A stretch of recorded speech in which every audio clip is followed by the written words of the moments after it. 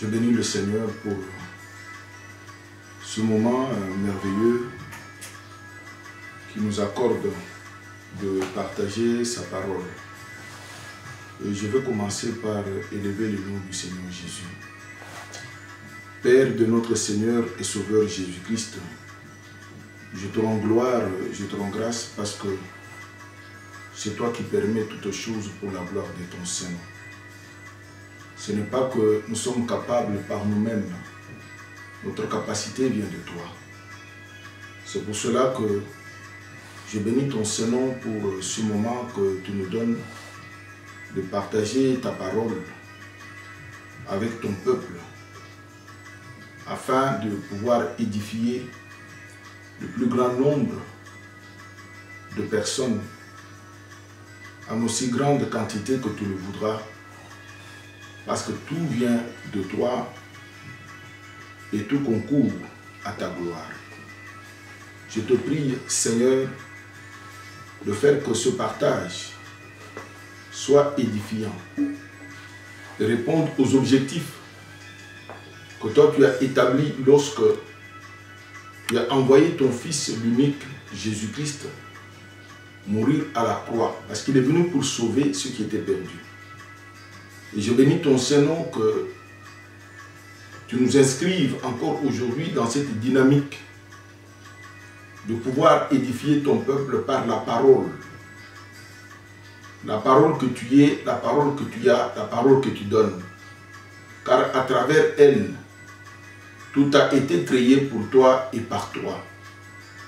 Je voudrais que toute personne qui suivra cet enseignement soit touchée d'une manière particulière par le Saint-Esprit, afin de pouvoir modifier les tirs de sa vie et savoir que si tu nous as créés, c'est pour un but. Et notre parcours s'achève lorsque Jésus-Christ viendra prendre son Église.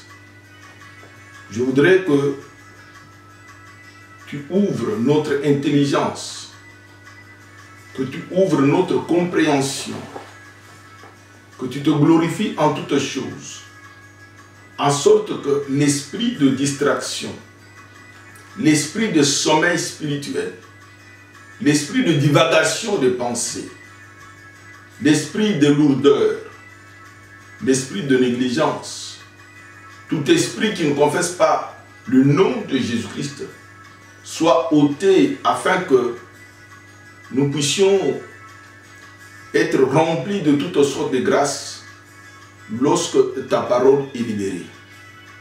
Saint-Esprit, sois au contrôle de toutes choses, afin que cette parole touche les cœurs et que cette parole instruise, enseigne, éduque et corrige. Parce que c'est pour cela que la parole a été donnée. Et c'est avec action de grâce que je bénis le nom de l'Éternel, dans le nom merveilleux, dans le nom précieux, dans le nom glorieux de notre Seigneur et Sauveur Jésus-Christ. Amen. Aujourd'hui, le Seigneur permet que nous partagions un thème que j'ai eu la grâce d'intituler « L'attente de l'Église ». Dans l'Église, il convient que chaque chrétien faisant partie du corps de Christ sache quelle est l'attente de l'Église. En fait, quand on parle de l'attente de l'Église, c'est l'attente des chrétiens qu'il faut savoir. Chaque chrétien doit savoir quelle est son attente. Cela revient à se poser quelques questions, notamment pourquoi je suis sauvé? Pourquoi je viens à l'église? On ne vient pas à l'église comme si on allait au marché ou comme si on allait au stade. Mais on vient à l'église parce qu'il y a un intérêt quelconque. Et c'est cet intérêt-là que chacun de nous doit percevoir afin de mener une vie vers la destinée, vers ce à quoi Dieu nous destine. Amen. Malheureusement, beaucoup viennent dans l'église sans savoir leurs attentes. La Bible nous dit que Dieu créa l'homme à son image et à sa ressemblance. L'homme a été créé à l'image de Dieu. Et la Bible nous dit, hommes et femmes, Dieu les créa. Quand nous lisons Genèse, chapitre 1, versets 26 et 27, nous en rendrons compte. Adam et Ève vivaient dans la plénitude de la présence de Dieu jusqu'au jour de leur chute. Et leur chute a bouleversé les paramètres. Parce que la désobéissance à la parole de Dieu entraîne souvent des conséquences fâcheuses qu'on n'arrive pas à mesurer quand on désobéit. Dans Genèse, chapitre 3, versets 14 à 17, la Bible nous dit ceci. Alors l'Éternel Dieu dit au serpent, parce que tu as fait cela, tu seras maudit entre tout le bétail et entre toutes les bêtes des champs. Tu marcheras sur ton ventre et tu mangeras la poussière tous les jours de ta vie. Et je mettrai inimitié entre toi et la femme, et entre ta semence et la semence de la femme. Cette semence te brisera la tête et tu lui briseras le talon. Et il dit à la femme, j'augmenterai beaucoup ton travail et ta grossesse. Tu enfanteras en travail des enfants. Tes désirs se porteront à ton mari et il dominera sur toi. Puis il dit à Adam, parce que tu as obéi à la parole de ta femme et tu as mangé du fruit de l'arbre duquel je t'avais commandé en disant, tu n'en mangeras point. Tu n'en mangeras point.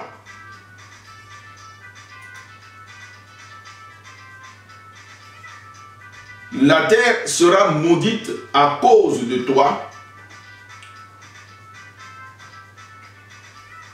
Tu en mangeras le fruit en travail tous les jours de ta vie. Je voudrais attirer l'attention que j'utilise ici la Bible dans la version de David Martin de 1744. La Bible de David Martin de 1744. Donc ici, il y a la sentence. À cause de la désobéissance, Dieu a donné une sentence à tous les acteurs qui ont participé à la désobéissance. Au serpent qui a trompé la femme, à la femme qui a été séduite et qui a amené son mari à la désobéissance, et à l'homme qui n'a pas été responsable, qui n'a pas eu de discernement et qui a suivi aveuglement la parole de sa femme pour consommer la désobéissance à la parole de Dieu. Il faut noter que au verset 14, la poussière est la nourriture du serpent. Et Genèse 2, verset 7, ainsi que Genèse 3, verset 19, la Bible nous dit que l'homme a été formé de la poussière de la terre, qui est pourtant la nourriture du serpent. la désobéissance au commandement de l'Éternel ramène l'homme à sa nature initiale, ce qui permet qu'il soit la proie du diable. C'est pour cela que nous devons faire attention à la désobéissance. L'homme a été formé de la poussière. En tant que poussière, il est la nourriture du serpent, la nourriture du diable, la proie du diable. Mais à cause du fait que Dieu a insufflé en lui le souffle de vie, l'Esprit de Dieu est entré dans l'homme. Et cela fait que le diable n'ait plus l'emprise sur l'homme. Mais quand nous désobéissons, nous rentrons dans cette nature qui permet au diable de dominer sur nous. Alléluia. Et l'attente qui était envisagée à cette époque n'était pas une chose promise, mais c'était un état. Parce que Adam et Ève vivaient dans la plénitude de Dieu. Ils vivaient dans la plénitude de Dieu. Ils ne se plaignaient pas. Ils étaient comblés de la présence de l'Éternel. Mais à cause de la désobéissance,